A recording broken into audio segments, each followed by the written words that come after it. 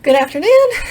Thought I would get on here and go ahead and give you a brief update. It is 5:22 on Tuesday. What is today's date? Tuesday. Um, just letting you know that got up this morning 5:30. I got up at 5 and reported down at 5:30. We were told that there were no assignments now. And then they released us to whatever we had been doing for the last couple of days. And I say the last couple of days, but that's like for the people who showed up like Sunday and Saturday night. We were one of the people to show up Sunday, so we're technically like old school nurses here in this facility. We've heard the speeches over and over and over and over again, and it's just interesting because all of the information stays the same, but there's always a little bit extra coming along. We have nurses that are still arriving. We actually had a nursing school friend show up today. She flew all the way, several states away, very far away. And she's here today, so we took her grocery shopping and got her settled in. And we're waiting on more nurses to show up tonight and tomorrow. So they said it could be another couple of days before assignments come in. And from what I'm gathering, I believe that the assignments are done in a specific way. So you have thousands of nurses coming to the city. You have thousands of providers, thousands of EMTs, NPs, PAs, doctors, our respiratory therapists, everybody's coming. So each agency, whoever they're with, you have to get your paperwork filed, you got to get your background, you got to get your ID, you got to be able to pass training at the hospitals. So the company, whatever company you're with, has to spend all that time processing for every person who comes in. And then they, in turn around and tell the city and state or federal government, whoever's running the show, who they have. And then from there, whoever's running the show makes the assignments. And from the understanding that I have is that while you may have experience in a certain location like L&D or ICU or ER, the person in charge it doesn't matter to them. You are a nurse, so therefore you are going to nurse in this location, whatever that location may be.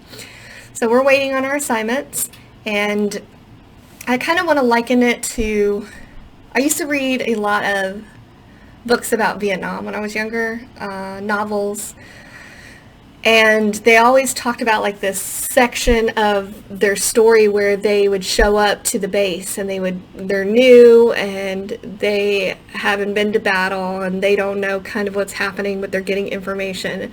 And I recall like a scene where a chopper lands and these people get off, and it's, they've been to war, so there's people who are injured and then people who are dying, and then what they call the salty vets getting off the chopper, and they don't talk to you, they don't look at you, they don't smile, they don't say anything, and if they say something, it just makes you kind of go.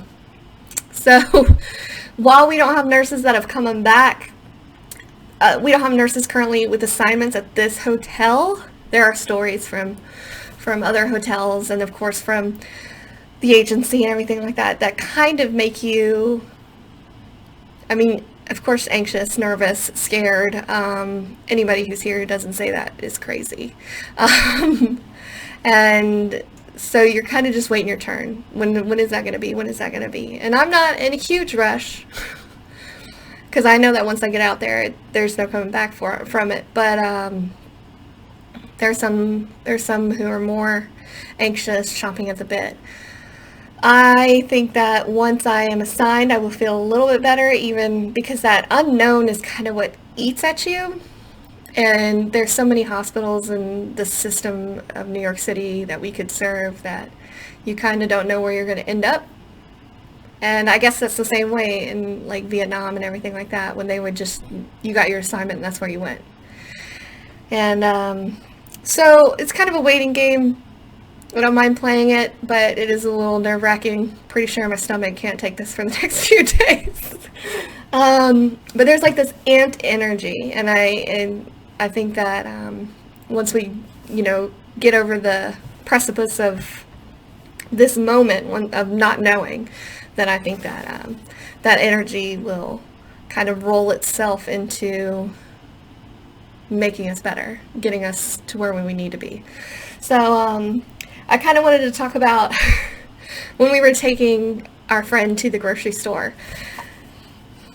The city of New York City is not the same. So there's not people out on the street. I mean, there still are people out on the street, but it's not people on the street like in New York City, like it should be.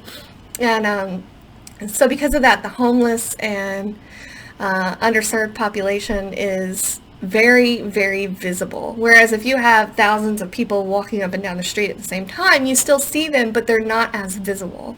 But they are they're very visible right now. And we've actually been told not to go out without a buddy. Not that anything has happened, but just in case. And as I kind of mentioned in the last video, you kind of look down and you just walk and you don't make eye contact. But like I said, it's more difficult now because you have all this space and like room, and it's like walking down the street and, you know, House and County, you'd be like, hey, like, I mean, I don't say hey, but you can walk with your head up. And I was walking with my head down, or at least down enough, because you kind of walk like this and you're just kind of looking forward. And this woman, and anything could have been different. Like later when I got back to the hotel room, I was mindful of the fact that the only thing different between me and this woman is our circumstances. And I could have ended up there. Maybe not in New York City, but I could be almost in the exact predicament. So she stood up and started coming towards me. So there were three of us, but I was like, not going to show any fear here. So she came towards me. And then she yelled at me very loudly. And, or us, because afterwards we saw her for a little while and she was just yelling in general. But she told me to get off of her DICK. So I just continued walking, didn't look at her.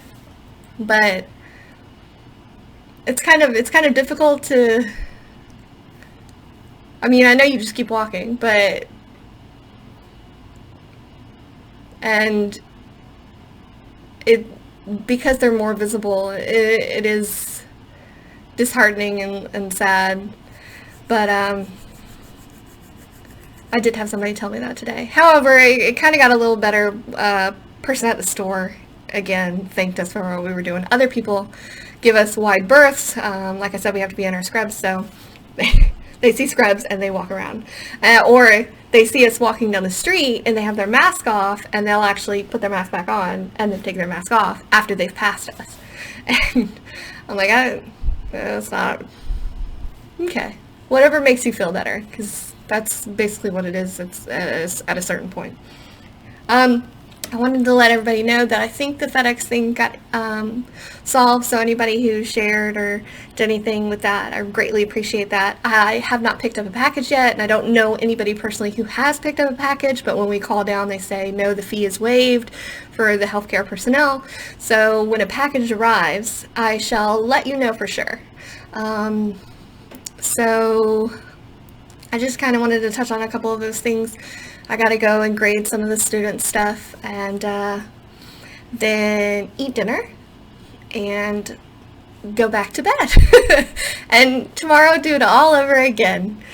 And so I just wanted to let you guys know I appreciate everybody who's reaching out to me. I am not in the midst of the thick of things yet. And, you know, I'm not trying to portray that I am. As soon as I am, you know, I'm not going to be able to share a lot of things because, like I said, what I'm doing here is more for my peace of mind, my state of mind. I am a extrovert by nature. You guys know that. I like to talk. You guys know that. So being able to sit here and kind of, even though it's looking at a camera, it's still expressing emotion. It's venting, it's sharing. And, you know, I'm not looking to break any kind of laws, so I'm not looking to share, you know, patient information or anything like that. So if that's why you're watching, you're not going to get it. It's going to be more about my... Sorry, I had to pause the video. So What? Oh, okay. So I was saying that this isn't the place where you're going to find things about certain things. This is for me. So they've actually, the agency I'm with has actually brought in a mental health professional, and has kind of started talking about what we should do to be taking care of ourselves in these days of rest that we have, to make sure that we're eating correctly, to make sure that we're getting sleep. There's actually several of the nurses who are going to set up like little exercise things where like we do yoga 6 feet apart. Now I'm not saying I'm going to go and do yoga 6 feet apart, let alone yoga in general, but they are kind of preparing for that, and it's important because there was talk of, post-traumatic stress disorder, and they said that the better you prepare for it, that the least likely that you'll end up with something walking away, fully intact. Do I think that'll come out of this fully intact? Not the way that it was previously. I don't think you can go through anything like this and come away exactly who you are and were before. And that can be for the better or for the worse. So, you hope that it's for the better, and you do your darndest to make sure that it is. And Crystal and I and Shmira, my friend, we're gonna try to hold each other up, but I don't think we're gonna see a lot of each other once the shifts start rolling, because we don't know what our assignments are, where we're gonna be. And then by the time we get back here, we may not even want to look at each other. So we were talking about coming back, deconning, and then if we needed to talk, we could sit in each other's room and talk, or not talk and just sit in there. So there is that option. So, I wanted to thank everybody. I think I might have, but I thank everybody who's reached out to me. I got a kick out of, and some of you may not know, but when I was a brand new nurse, I had a preceptor. Her name was Lindsay, and Lindsay sent me a message, and I was sitting in Crystal's room and I started cracking up, and so I don't know. I guess we'll see how it goes. The team lead, they haven't decided on those yet. It's really based on assignment wise, so they have all these volunteers, but because we don't know where anybody will be, they have to choose the team leads after the assignments are made, because if 6 of us who have volunteered for team lead end up at the same facility, you can only have one team lead. So they kind of have it spread out like that, so that's what we're waiting on. But I want to let you guys know that we're doing okay right now, and sorry, things popped up on my computer. Something got onto my browser. I had to go through and delete stuff. Viruses. But I just wanted to kind of pop in and say hey to everybody, and that I love you and I miss you. And I love you, Logan. I love you, Jameson. And I love you, Lydiana. And James, I miss you. And because it sure is lonely. Even though I've got friends here, it's still kind of lonely here. And I noticed in the video yesterday that this bed was dirty. I'm not sleeping in that one because Logan told me to sleep in the window bed. But this bed right here is what I'm calling the dirty bed. So today, if I was to take a nap, or if I want to sit down, or if I want to lie down, then I lie down in that bed. Not that I've been exposed yet, but just in general, that's the dirty bed. So that's what I've named it. We each in our rooms have a dirty bed. So so anyways, whatever. Don't judge me. So I'm gonna let you go again. So as I said before, wash your hands, stay safe.